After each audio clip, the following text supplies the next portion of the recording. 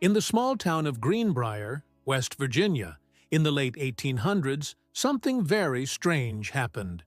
Something that became one of the most unusual murder cases in American history. It is the only known case in the United States where the testimony of a ghost was used in court to help solve a murder. The story is both eerie and fascinating, showing how love, suspicion, and justice came together in a way that feels almost supernatural. The story begins with a young woman named Elva Zona Heaster, often just called Zona. She was born around 1873 and lived with her family in Greenbrier County, West Virginia. Zona was described as a kind and cheerful woman, someone who wanted to live a peaceful, happy life. Her mother, Mary Jane Heaster, was a strong religious woman who was very close to her daughter. In 1896, Zona met a man named Erasmus Stribling Trout Shue, who was often called Edward or Trout Shue. He was new in town, having moved there to work as a blacksmith. He was handsome, charming, and seemed to care deeply for Zona. She quickly fell in love with him, and before long they got married, even though Mary Jane did not approve. Mary Jane felt uneasy about Trout from the beginning. She said something about him did not feel right. She even told her daughter that she could sense trouble. But Zona loved him, and despite her mother's warnings, she married him in October 1896. For a few short months, Zona and Trout lived together in their small home near the town of Greenbrier. To everyone else, they seemed to be a normal, happy couple. But things were not as perfect as they appeared. Then, one cold day in January 1897, something terrible happened. Trout Shue went to work as usual. He asked a local boy, 11-year-old Andy Jones, to go to his house and ask Zona if she needed anything from town. The boy walked to the Shue home and knocked on the door. No one answered. He went inside and found a shocking sight. Zona was lying at the bottom of the stairs, stretched out on the floor, motionless. Her feet were together, one hand on her stomach, and her head turned to one side. Her eyes were wide open, staring blankly. The frightened boy ran home and told his mother what he had seen. She sent for the doctor and the coroner, Dr. George Knapp, who arrived about an hour later. But by that time, Trout Shue had already carried Zona's body upstairs and dressed her for burial. In those days, it was common for families to prepare their dead loved ones at home before burial. But it was unusual for a husband to do it himself. Trout had dressed Zona in her best gown, a high-collared dress with a stiff neck and a scarf tied tightly around it. He also placed a pillow on one side of her head and a rolled-up sheet on the other, saying he wanted her to rest more comfortably. Dr. Knapp tried to examine the body, but Trout refused to let him get close. Every time the doctor approached Zona's head or neck, Trout became very upset, even violent. He cradled her head in his arms and cried loudly. He would not let anyone touch her. Feeling pressured, the doctor quickly listed the cause of death as everlasting faint, an old term meaning fainting that led to death. Later, he changed it to childbirth, even though there was no clear evidence that Zona was pregnant. The doctor left, and Zona's death was ruled natural. After Zona's funeral, her mother, Mary Jane Heaster, could not rest. She knew deep inside that something was wrong. She did not believe her daughter had simply fallen and died. She believed that her new husband had killed her. Mary Jane began to pray every night, asking God to send her a sign, or even let Zona's spirit come to her to reveal the truth. Weeks went by with nothing, until one night, Mary Jane said her prayers were answered.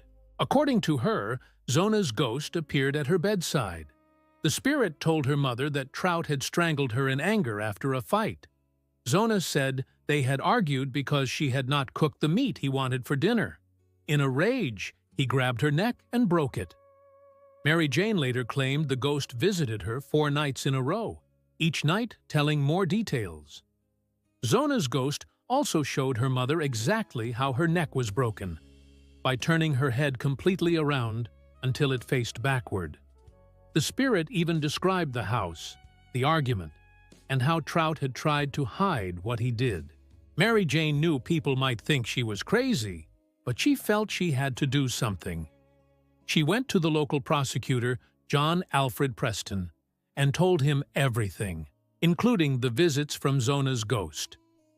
At first, the prosecutor was skeptical. Ghost stories were not exactly common evidence in court, but as Mary Jane spoke, her passion and details began to convince him that there might be something worth investigating. He also learned that the circumstances of Zona's death were strange, especially that the doctor had not been allowed to make a full examination. So, Preston ordered that Zona's body be exhumed. That means dug up from the grave for a proper autopsy. The exhumation took place on February 22, 1897, at a nearby schoolhouse because it was the only place large enough for the work.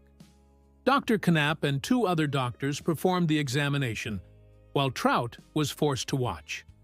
It didn't take long for the doctors to find what Mary Jane had already been told by her daughter's ghost. Zona's neck was broken. The examination showed her neck had been dislocated between the first and second vertebrae. Her windpipe was crushed, and there were marks of fingers on her neck, clear signs that she had been strangled to death. The official cause of death was now murder, and Trout Shue was arrested. Once Trout was in custody, more strange facts came to light. People learned that he had been married twice before. His first wife had divorced him, saying he was cruel and violent. His second wife had died under mysterious circumstances, supposedly from a fall. Trout had also told several people that he wanted to marry 7 women in his lifetime. Zona was his third. All of this painted a dark picture of the man. The murder trial took place in June 1897. The evidence against Trout was strong: the autopsy, his suspicious behavior, and his violent past. But the most unusual part of the trial was the story of the ghost. The defense thought they could make Mary Jane look foolish by asking her about the ghost in court. They believed that if she talked about her visions, the jury would think she was lying or crazy, and her story would hurt the case. However, the plan backfired. When Mary Jane took the stand, she spoke calmly and clearly. She told the jury exactly what had happened, how her daughter had appeared to her, and described the murder. She never wavered or changed her story. Even though the judge instructed the jury to consider only the physical evidence, the ghost story made a deep impression. The jurors could see that the mother truly believed what she said. After only about an hour of discussion, the jury found Trout Shue guilty of murder. He was sentenced to life in prison. A mob later tried to storm the jail to hang him themselves, but the sheriff stopped them. Trout served just 3 years before dying in prison in 1900. The case became famous all over the country. Newspapers called it the Greenbrier Ghost case. People argued for years about whether the ghost story was real or just a mother's imagination. Some said that Mary Jane's story forced the authorities to look more closely at the case, and that without her persistence, Zona's death might have been forgotten. Others believed that her story was only a clever way to get the police to reopen the investigation. Whatever the truth, the fact remains: a murder was discovered, and justice was served, thanks to a mother's deep belief that her daughter had come back from the grave to tell her the truth. Today, there's even a historical marker in Greenbrier County, West Virginia that reads, "Interred in nearby cemetery is Zona Heaster Shue. Her death in 1897 was at first thought to be natural, until her spirit appeared to her mother to describe how she was killed by her husband." The only known case in which testimony from a ghost helped convict a murderer.